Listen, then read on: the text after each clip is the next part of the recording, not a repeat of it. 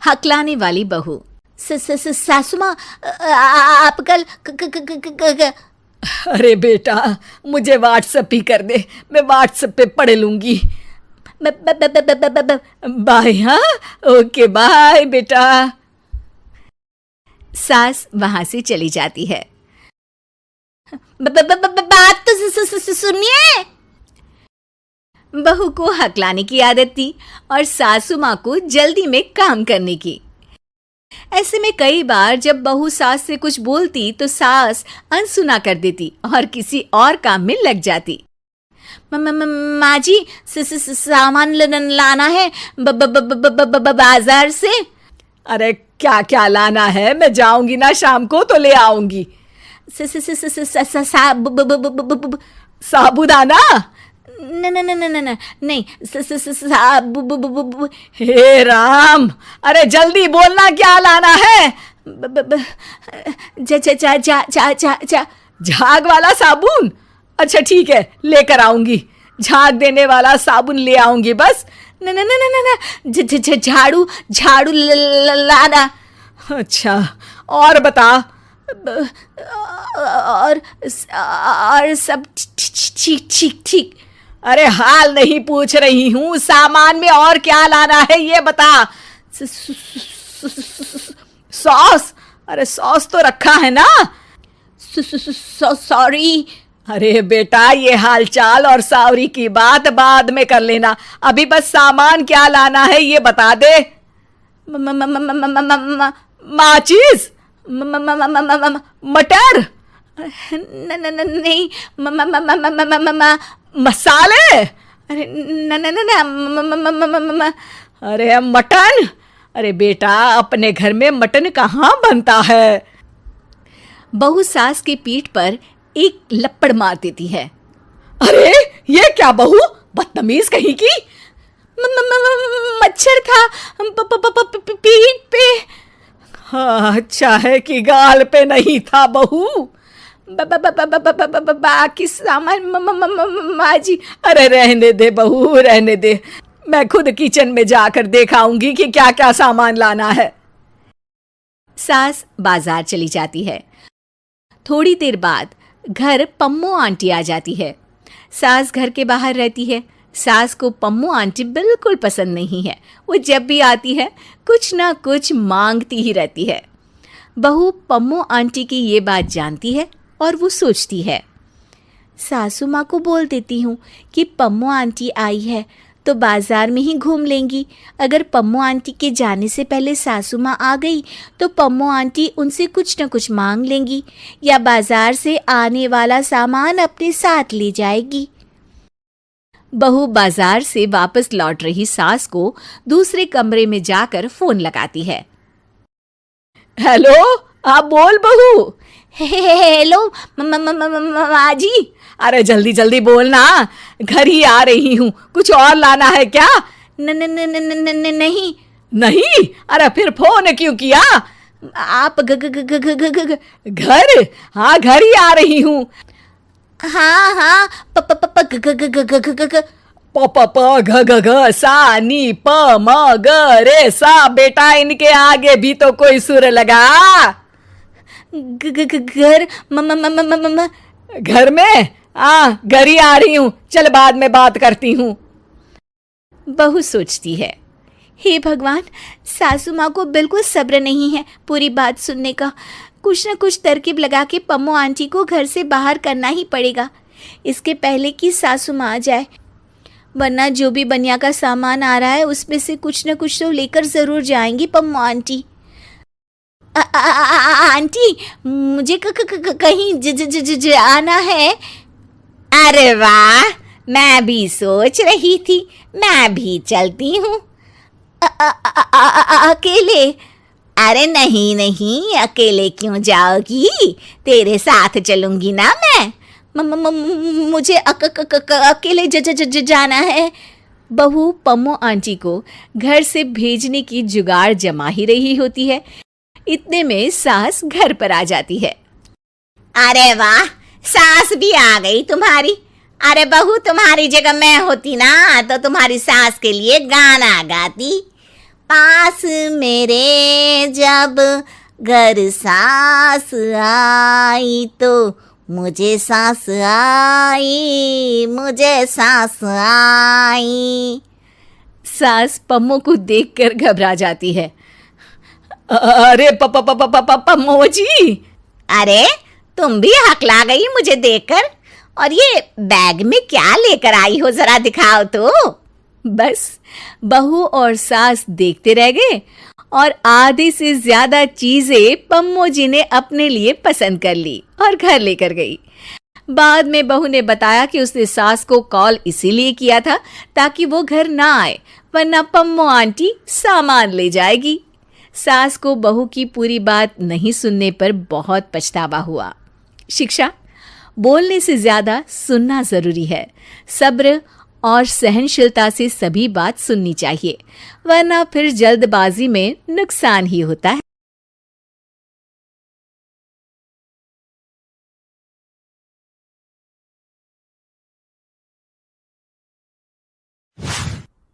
शिल्पा की आदतें ठीक नहीं थी। वो ना बोलने से पहले कुछ सोचती और ना ही कुछ करने में। उसकी इस आदत से सभी परेशान रहते। बहन, घर पर मेहमान आए हैं और शक्कर खत्म है, थोड़ी शक्कर दे दो, मैं बाजार जाऊंगी तो ले आऊंगी। अरे शिखा बहन, तुम तो माफी करे, जब देखो तुम्हारे घर में कुछ न कुछ खत्म ही रहता है। अरे शिल्पा, चिल्ला क्यों रही हो? कहा ना घर में मेहमान बैठे हैं, सुन लेंगे। सुन लेंगे तो सुन ले, तुम लोगों की मांगने वाली आदत तो बंद होगी। अच्छा शिल्पा, ना दो शक्कर, लेकिन बात तो अच्छे से करो। एक कटोरी शक्कर के लिए तुमने मेरी बड़ी बेइज्जती कर दी। शिल्पा बड़बड़ाते अंदर चली जाती है तो शिखा भी घर चली जाती है। माँ, क्या हुआ? अरे कुछ नहीं बेटा, पता नहीं कहां कहां से ऐसे पड़ोसी आ जाते हैं, जब देखो तब कुछ न कुछ मांगने के लिए घंटी बजाते हैं। अब घंटी बजे तो दरवाजा ना खोलना। पता नहीं माँ की ये आदत कैसे बदलेगी, किसी को कुछ भी बोल देती है, बोलने से पहले सोचती भी नहीं। शिल्पा की ये आदत दिन ब दिन बढ़ती ही जा रही थी। एक दिन शिल्पा के दरवाजे सब्जी वाला आया। सुनो भैया, मुझे ये भिंडी, टिंडे, लौकी और आलू के साथ 1 किलो प्याज दे दो। जी बहन जी। वो एक एक कर सारा सामान पैक कर देता है। कितने पैसे दूं? 220 रुपए पूरे। अरे इतना महंगा नहीं। हाँ, मैं तो सिर्फ 150 दूंगी। नहीं, पैसे तो पूरे लूंगा, नहीं तो सब्जी वापस कर दो। ऐसे कैसे वापस कर दूंगी? मैं तो एक भी सब्जी वापस नहीं करूंगी। और हाँ, रही बात पैसों की, तो लेना है तो 150 ले लो, वरना मेरे मोहल्ले में घुसने तक नहीं दूंगी। हाँ। अरे नहीं बहन, हम लोग गरीब लोग हैं, ऐसा ना करो। पकड़ो ये 150 और दफा हो जाओ। शिल्पा की बेटी अंदर से ये सब देख रही थी। शिल्पा, तूने तो हद कर दी।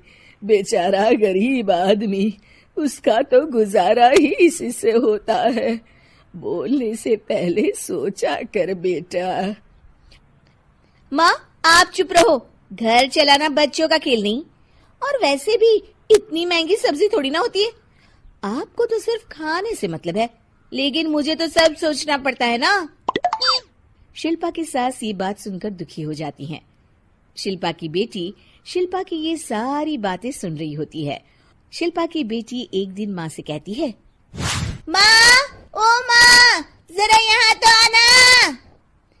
ओहो, क्या हुआ? क्यों चिल्ला रही हो ऐसे बेटा? हुआ क्या?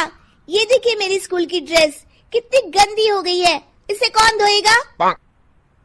लेकिन ये तो साफ है बेटा, मैंने अपने हाथ से खुद साफ किया है। माँ, ये ड्रेस इतनी गंदी है कि मैं इसे पहन ही नहीं सकती। चलो, मुझे बाजार से नई दिलाओ। शिल्पा दुखी हो जाती है और वहां से चली जाती है कि तभी सामने उसकी सास मिल जाती है। शिल्पा, अरे ओ शिल्पा, ये क्या सब्जी बनाई है? ऐसे भी कोई सब्जी बनाता है? शिल्पा सास की इस हरकत से सकते में आ जाती है। अरे माँ को तो मैं जो बना दूं उन्हें वो पसंद आ जाता था, फिर आज वो ऐसा व्यवहार क्यों कर रही हैं? शिल्पा कुछ समझ पाती कि थोड़ी ही देर में उसका पति आ जाता है।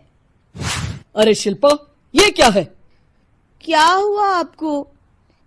ये मेरी अलमारी पूरी अस्त व्यस्त है, तुमसे कोई काम नहीं होता है। सारा दिन पता नहीं क्या करती रहती हो। अरे मैंने तो सारी अलमारी साफ रखी है। इसे तुम साफ कहती हो? ये तो पूरा कूड़ादान लग रही है। शिल्पा परेशान हो जाती है और समझ नहीं पाती है कि उसके साथ क्या हो रहा है। शिल्पा अकेले कमरे में जाती है और जोर जोर से रोने लगती है। तभी वहां उसका पति, सास और बेटी आ जाते हैं। शिल्पा उन लोगों को देखकर और जोर जोर से रोने लगती है।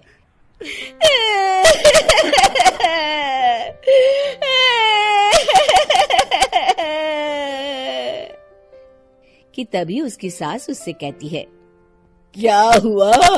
यहाँ बैठकर रोती रहोगी या फिर खाने को भी कुछ बनाओगी? माँ, पहले आप बताएं, आप लोगों को क्या हुआ है जो मुझसे ऐसा व्यवहार कर रहे हैं? वही हुआ है जो तुम्हें रोज होता है। मैं समझी नहीं। माँ, आज घर वालों ने आपसे बुरा व्यवहार किया तो आपको कितना बुरा लगा ना? हाँ, मुझे बहुत बुरा लगा।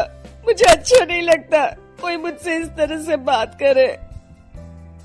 सही कहा शिल्पा, जो चीज तुम्हें खुद के लिए अच्छी नहीं लगती वो तुम्हें दूसरों के साथ भी तो नहीं करनी चाहिए। बेटा, हम तुम्हारे अपने हैं, फिर भी तुम्हें अपनों की बात का बुरा लगा। लेकिन सोचो, जिन बाहर के लोगों से तुम ऐसा व्यवहार करती हो उन्हें कैसा लगता होगा। हाँ माँ, आप सच कह रही हैं। मैं आप लोगों से माफी मांगती हूँ। मुझे कड़वा नहीं बोलना चाहिए। मैं समझ गई, मैं आपकी हूँ इसलिए आप लोगों ने मुझे सुधरने का वक्त दिया और मेरा साथ दिया। लेकिन जिन बाहर के लोगों से मैं बुरा व्यवहार करती आई, वो लोग मेरे कड़वे बोल से कितने दुखी होते होंगे। मैं वादा करती हूँ, आज से ऐसा व्यवहार किसी के साथ नहीं करूंगी। सीख, हमें दूसरों के साथ वैसा ही व्यवहार करना चाहिए जो हम खुद के लिए अपेक्षा करते हैं।